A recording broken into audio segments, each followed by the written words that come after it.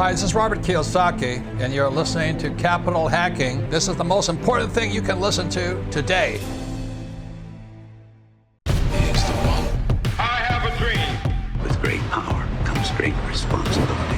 I could do this all day. This is it. Don't get scared now. They may take our lives, but they'll never take our freedom. Cinderella story out of nowhere. It's in the hole. That the only thing we have to fear is fear itself. Capital Hacking begins in 3, 2, 1. Woohoo! Welcome back to the big show. John, I had to wind up big time there just to get that tomahawk chop. You came in on fire. That was a great tomahawk, Josh. Thank you. It gets me excited every time. Guys, we have Anson Frericks that's on today. This guy, he knows a ton of people. He's business partners with Vivek Ramaswamy. We talk about that business that they started called Strive Asset Management together. Just a few years, and now they have a couple $1 billion in investments. Was that right? Yep, right that's right, right. $2 billion. And they're part of Athletic Capital. He even takes a moment and helps you and I understand how someone of his talents, from the private equity world, from the fund management world, how he decides when to invest in a company. He does that, spoiler alert, with the case study, liquid death. So if any of that is what you are dying to find out about, this is probably going to be the best show. And by the way, the guy is one of the most articulate guests we've ever had. Really compelling. We have to have him back on the show because I felt like we barely scratched the surface. The guy is incredible.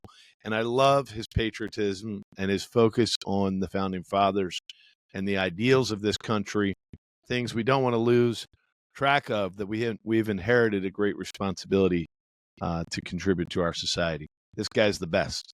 Amen. Let's go.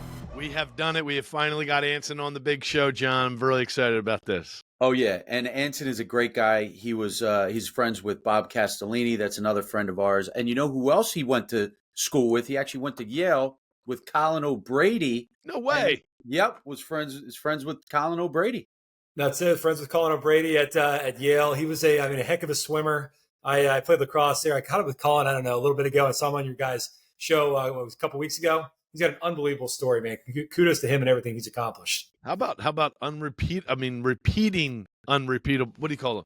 Unbelievable stories, right? Yeah. The guy is going around making crazy stories happen all the time. It's amazing. The guy went from almost dying at a full moon party in Thailand to breaking 11 or 12 world records at this point. It's unbelievable. It is. We met up with him. John introduced me to him, but he was trying to get across the country on a bike. How fast did he get across the country on a bike, John? It was like 6 days and 5 hours, I want to say, something like that. All right. Well, you guys will have to go check that show out. This is Anson's show. So Anson, I'll let John go. Yeah. Anson, take it away, man. Let's hear your story, and then we'll dig into some business stuff. Yeah. Well, guys, first off, thanks for having me on the show here, John. It's been great getting to know you over the last couple of weeks here. I appreciate you having me on the show. Man, I don't know where to start. I don't know, man. I'm a husband. I'm a father. I'm an American. I'm a capitalist. Those are some things that I think are defining traits of myself. Yeah, they Born are. and raised in Cincinnati, Ohio. I think what I'm currently up to, I don't know. I've considered myself maybe like a warrior for lack of a better word over the last couple of years in terms of creating courageous companies. And I think there's been a lot of courage lost over the last couple of years. So I've really dedicated my life to creating really courageous companies that are feeding, fueling, and furthering the American dream. I started my career at a private equity firm. For 11 years, I worked at, I always say, the world's largest private equity firm that happened to sell beer, which was Anheuser-Busch. But I co-founded a company called Strive Asset Management a couple of years ago with a buddy from high school, a guy named Vivek Ramaswamy. You might have heard of him. He's been in the news a little bit recently. Yeah, no, who is he? I have no idea. How many people do you know, Anson? You know, like every player in American society right now. I don't know, man. I've been very blessed. I've been very fortunate in my life to run into a lot of interesting and good people. So keeping life interesting. And so we created a company called Strive Asset Management a couple of years ago. And I'm also now running a private equity firm called Athletic Capital that invests into consumer businesses that are specifically building the next generation of brands that feed, fuel, and further the American dream. So we got a lot to talk about today. I read that real quick. I want to give you a lot of credit for that powerful branding, feed, fuel, and further the American dream, if I said that correctly, for the athletic capital. And then I went and dug deeper. I have to start right here, brother. You guys are behind some of the capital behind Liquid Death. We are. How early were you guys in Liquid Death? I wish that I was earlier in Liquid Death because those guys have obviously done an incredible job. But actually, like Liquid Death, I'm a consumer investor, but frankly, like most consumer brands, I almost think they're uninvestable until they get to a level where they have, I say at least kind of $20-30 million worth of sales and they're profitable.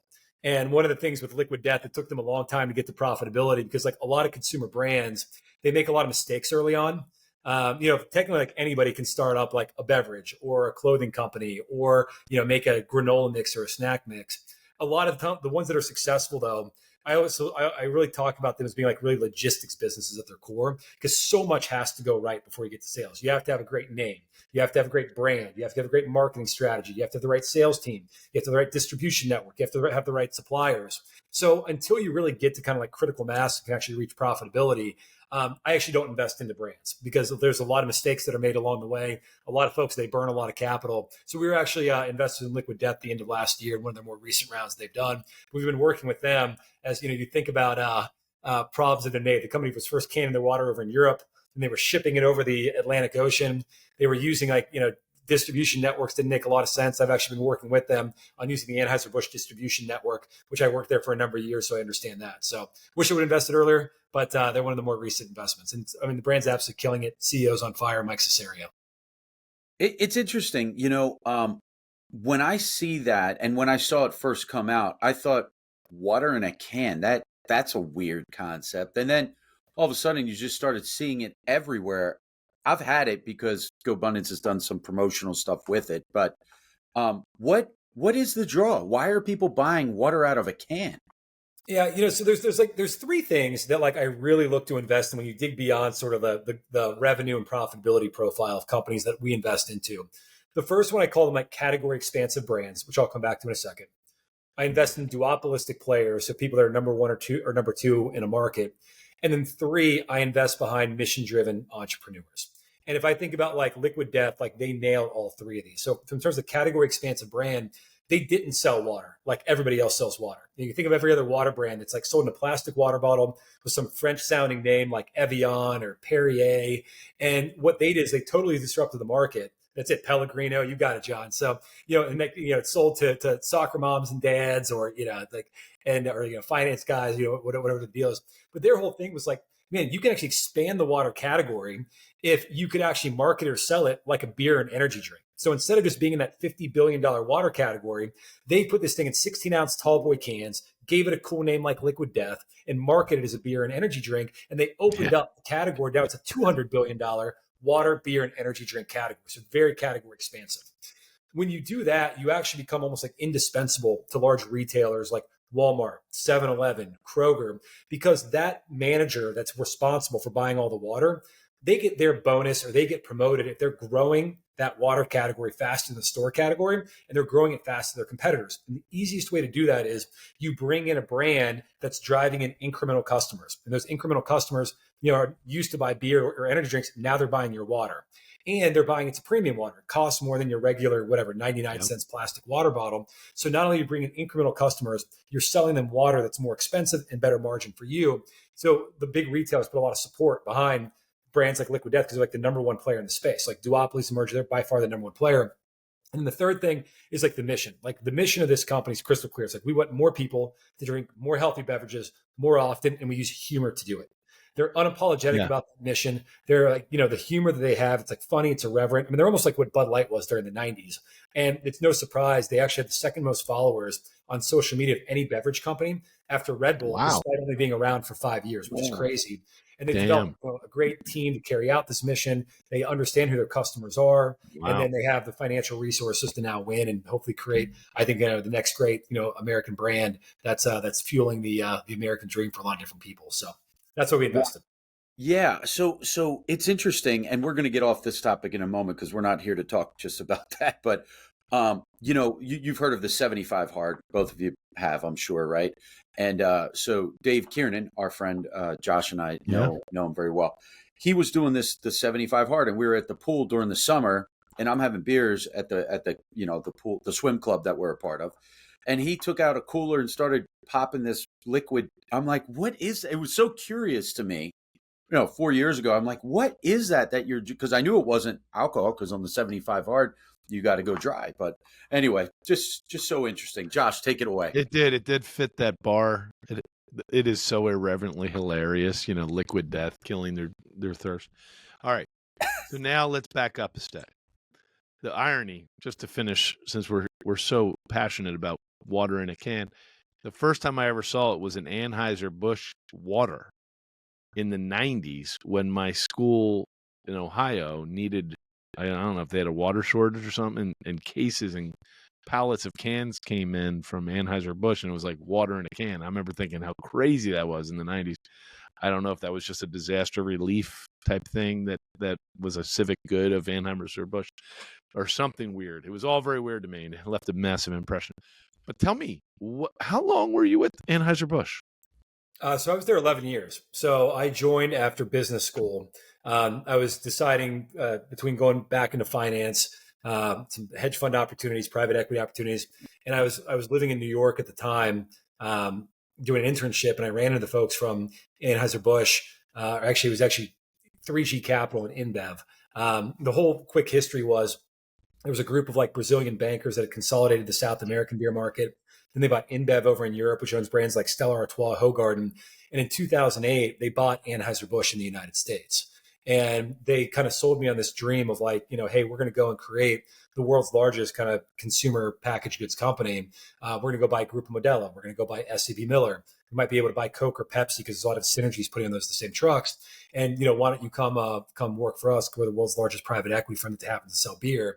And that was a pretty cool selling point relative to anybody else I was talking to, working in a kind of cool, growing, meritocratic, like private equity type environment, but doing it for a beer brand. I was 26 years old at the time. And I was like, probably like, most 25, 26-year-old, how cool would it be to like work at a beer company, especially one that was, growing and fun and interesting and offered all types of global opportunities to go around the world. So that's what I did for 11 years.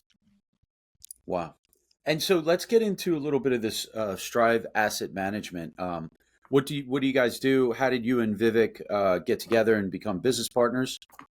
Yeah, I mean, I guess the short story of it is like we've known each other now for almost 25, 30 years. We started actually as mock trial partners in high school, so that's where we originally met. And so we spent a bunch of time together in high school. We went to similar colleges at the same time. And then I was in Boston after school when he was still wrapping up at Harvard. And we always kept in contact. And we were at grad school together at basically the same time, always kind of kept in contact. And, a couple of years ago, probably like a lot of people during COVID, you're sitting around, you have a lot of time on your hands, you're trying to figure out, what do you want to do when you grow up and what sort of mark do you want to leave on the world? And as much fun as I had, working with Anheuser-Busch, going around the world, selling beer, I thought there was probably like bigger things to do and bigger opportunities. And I don't know if you remember this, John, but there was I call this like companies, they really got off their mission and off track about what they were trying to achieve over the last really couple of years. A lot of businesses, you saw them getting involved in more sort of like social, political issues that were unrelated to their mission. I saw this firsthand when I was living in Atlanta, Georgia. If you remember, there was this thing called the Georgia Voting Rights Initiative. Uh-huh. And that's like citizens of Georgia voted for representatives that need to have an ID to vote. That didn't seem like that crazy to me, but like corporate America's response to that really was. There was a firm called BlackRock, which is the world's largest asset manager, one of the first ones to push back and say, we're against this law. We think people of Georgia are wrong. Other companies should push back as well. And they did it sort of in the name of like, stakeholder capitalism, ESG, DEI.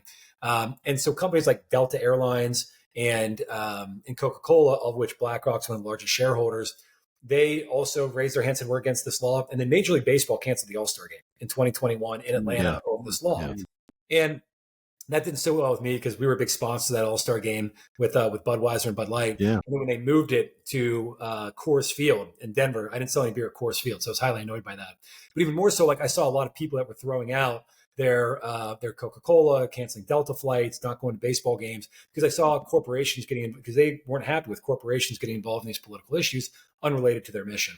So Vivek and I were kind of talking about this new development. We saw a lot of other companies as well taking political stances on things like defunding the police, taking political stances on like, carbon emissions, supporting the military. I mean, there was a lot of things companies were getting involved in, Roe v. Wade, and a lot of these things had like nothing to do with the business, and they were just alienating half their customer base. So Vivek and I were talking about this. He was at Roivant. He had recently left because he didn't want to get involved with these things at Roivant, which is the company he created.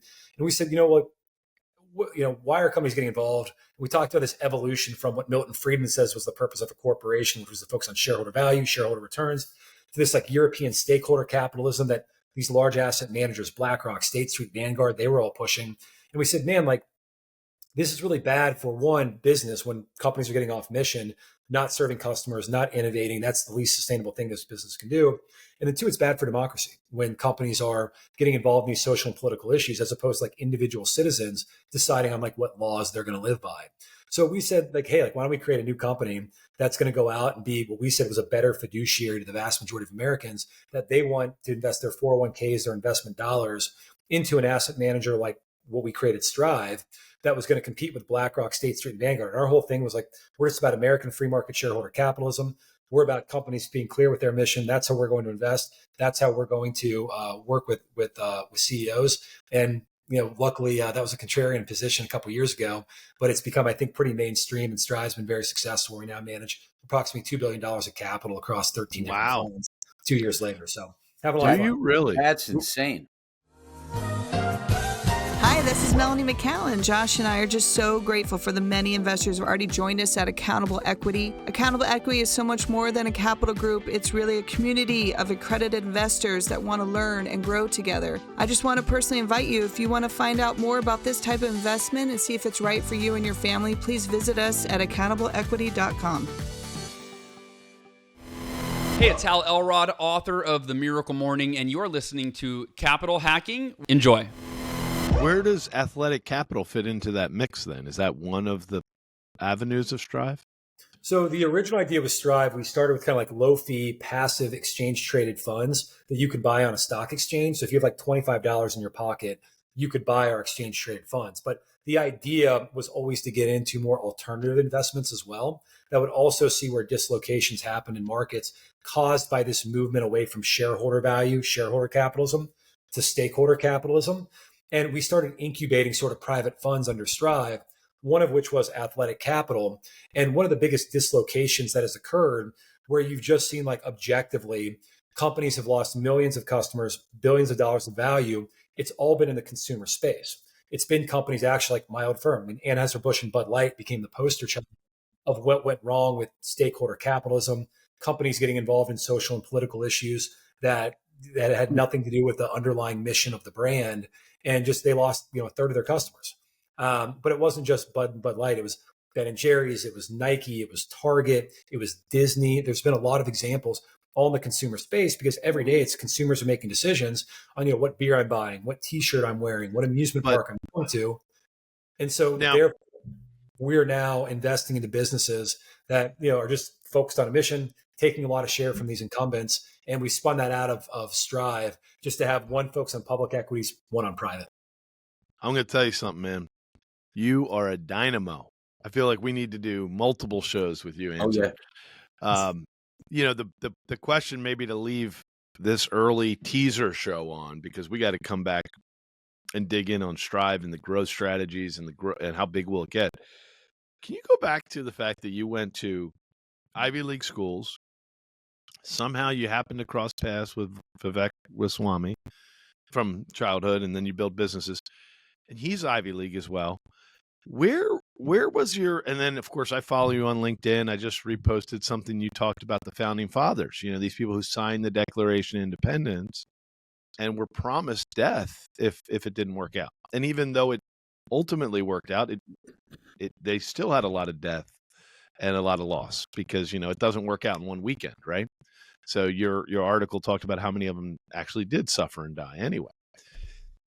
So how did you guys stay outside of that massive cultural pressure of being Ivy League, an Ivy, where there's so much loss of the American spirit and so much of the loss of the goodness, the things we fight back on, they call it wokeism. But how did you guys stay away from that? I don't know. I think luckily in high school, we were actually taught to think in high school. Luckily went to a an all-male Jesuit high school in Cincinnati called St. Xavier. So we came in with pretty strong foundations and a pretty good way to just challenge some of the prevailing norms that were going on college campuses. And we were definitely minority voices. I mean, Vivek went to Harvard. I went to Yale for undergrad. Then we switched for grad school. I went to Harvard for grad school, and he went to Yale for grad school. That's hilarious. And I think that, one of the things, like, you just came in with sort of strong foundations. I think we both had very strong, like, parents as well that encouraged us to think on our own and challenge the prevailing norms. And, in a lot of these college campuses, there's a lot of fear. And, fear is contagious, unfortunately. But we also say a lot that, like, courage is contagious too. And if you actually raise your hand and you use sound logic and thinking, and, you were always, kind and empathetic to people, but you just clearly express your view, why you believe your view, you bring facts. I think people respect that. And I think that the more courageous you are, where you raise your hand, you can start building coalitions. And I think that's always something that both Vivek and myself have done is, you stand ground, you're firm with your ground, you're courageous, you're thoughtful, but you're kind to the individuals as well. And you can actually build, I think, a lot bigger coalition to kind of shine light on some of the fear. And that's what I've been very fortunate to be able to do. Yeah. I mean, standing up for, your moral compass in many different ways, it gives others light to do the same, so kudos, man. That's amazing. As we wind down, how can our listeners connect with you? Probably the easiest way to connect with me is just on LinkedIn. You can find me at Anson Frericks on LinkedIn. Luckily, I have a pretty unique first name, so there aren't many of us out there. I think in my entire lifetime, I've only met in person one other Anson. So feel free to connect with me on LinkedIn. I know Josh just did, and I'm happy to chat and get back to folks. I can't wait to get you back on if you don't mind. I mean, we had a short window of your time today, and we're so honored we got you there. But man, just the trajectory of your clarity, and going back to your high school training, brother, your clarity of mind, your intent and purpose, you're seeking the good of the other. You're a testament to that great education, because same thing with Vivek, I don't know him well, but just been amazed at how articulate he has been on common sense over the last few years on the public sphere. And it's just a great testament to hope in America. Yeah, that's it. That's the thing. Like, I think a lot of common sense was lost over the last couple of years.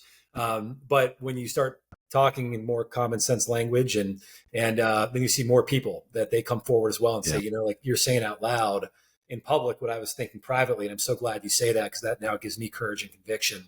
And I think that you're seeing a lot more people being willing to speak openly, speak freely. We're bringing back a lot of these sort of, great sort of American ideals, the American dream, freedom of speech and American free market capitalism, and telling more of sort of like the Horatio Algier stories about pulling yourself up from your bootstraps, and, remind people the American dream is still alive and well for people, willing to wake up and get after it and work hard and live that John Edwin life of, full abundance. So that's hopefully more of that's going to be spreading.